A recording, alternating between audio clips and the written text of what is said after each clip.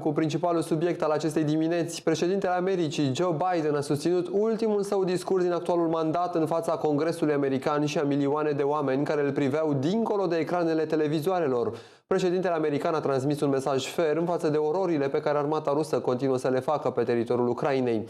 Acesta a dat asigurări că Statele Unite și NATO vor sprijini în continuare Ucraina. Good evening.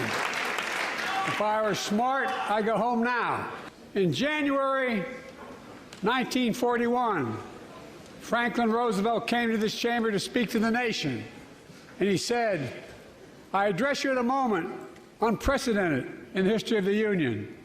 Hitler was on the march. War was raging in Europe. President Roosevelt's purpose was to wake up Congress and alert the American people that this was no ordinary time.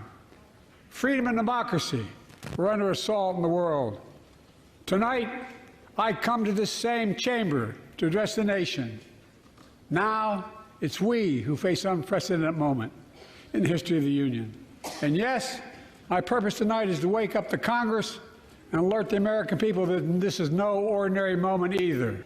What makes our moment rare is that freedom and democracy are under attack both at home and overseas at the very same time.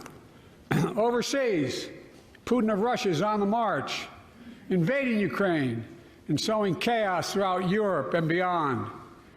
If anybody in this room thinks Putin will stop at Ukraine, I assure you he will not.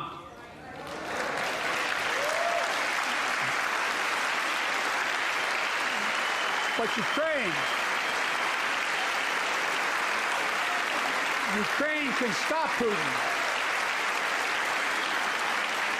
Ukraine can stop Putin if we stand with Ukraine and provide the weapons that it needs to defend itself. That is all. That is all Ukraine is asking. They're not asking for American soldiers. In fact, there are no American soldiers in war in Ukraine, and I'm determined to keep it that way. But now, assistance to Ukraine is being blocked by those who want to walk away from our world leadership. It wasn't long ago when a Republican president named Ronald Reagan thundered, Mr. Gorbachev, tear down this wall. Now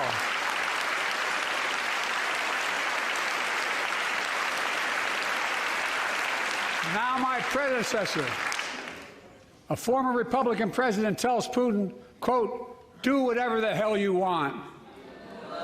That's a quote.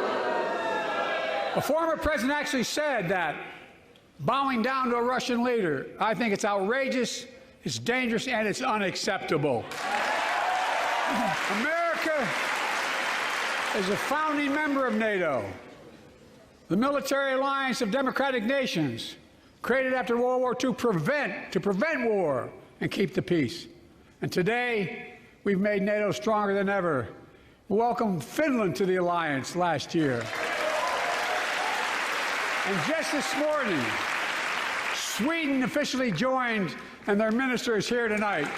My message to President Putin, who I've known for a long time, is simple. We will not walk away.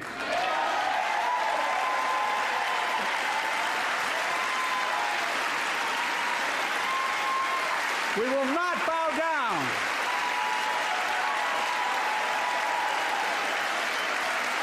I will not bow down. In a literal sense, history is watching. History is watching. Just like history watched 3 years ago on January 6th.